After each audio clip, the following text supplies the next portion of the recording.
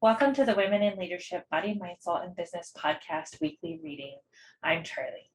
We are currently reading The Path of the Yoga Sutras by Nicolai Bachman, and we are on chapter 26 this week. Abhinivesa, fear of death. Live your life that the fear of death can never enter your heart. Chief Tecumseh, Crouching Tiger, Shawnee Nation. The fear of death or pain exists deep in our subconscious. When we sense that our life is in danger, we fight, flee, or freeze. According to the Sutras, this primal instinct is embedded even in the wise, implying it is very, very difficult to overcome. Every species is hardwired to survive and avoid extinction. It is natural to want to stay alive, yet wanting to stay alive also indicates an attachment to the body. What is wrong with death? It is a fact of life. Our ego is afraid to let go of our body, mind, habits, possessions, reputation, friends, family, and other fetters of our physical existence. Yet once we stop clinging to these things, we become liberated while alive, and death becomes merely a transition from one life to the next. The soul inside, our true essence, never dies. Abhinivesa is a deep-seated involvement in the process of dualities, such as pleasure and pain, and an addiction to the game of the kleshas. Fear is based on attachment, such as raga and devesa.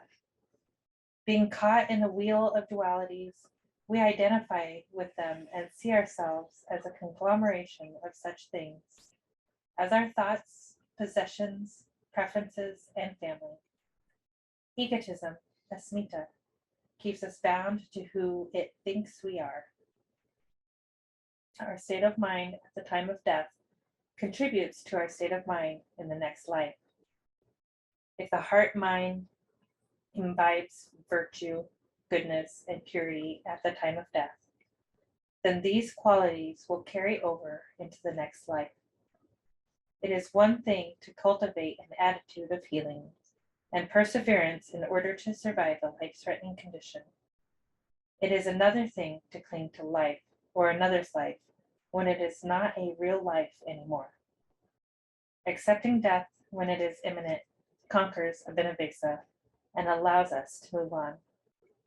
The Hindu god of death is named Yama, the same word as the first limb of yoga, which means regulations, restraints, because he restrains life itself.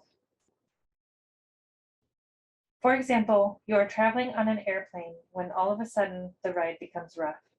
You can feel the plane dipping and rising abruptly. How do you feel? What can you do? At that point, you have no control of your fate. The fear of death can only make you worrisome and unhappy. Stepping back and realizing that you have no control, Padvaya, and then surrendering to whatever is going to happen, Ishvara Pranadana, brings your consciousness back to its center.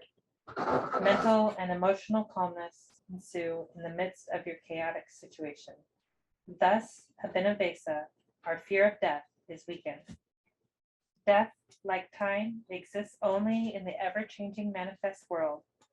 That pure light of awareness resting within each of us was never born and will never die.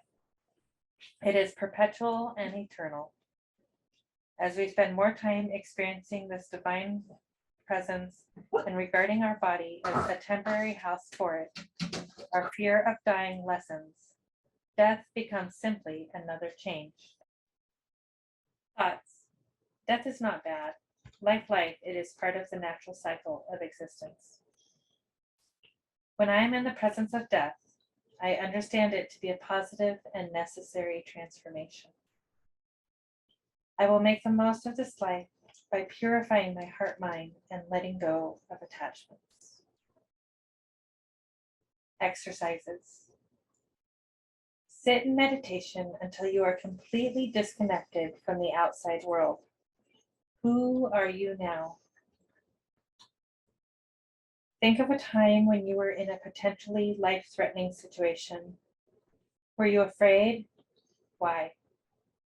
What did you learn from that situation? Pretend you have only 1 month to live. What might you do differently? Thank you for joining us for this week's reading from Path of the Yoga Sutras by Nicolai Bachman. And come join the discussion on our Facebook page. Check out all the details at www.womeninleadershipbsmb.com. Namaste.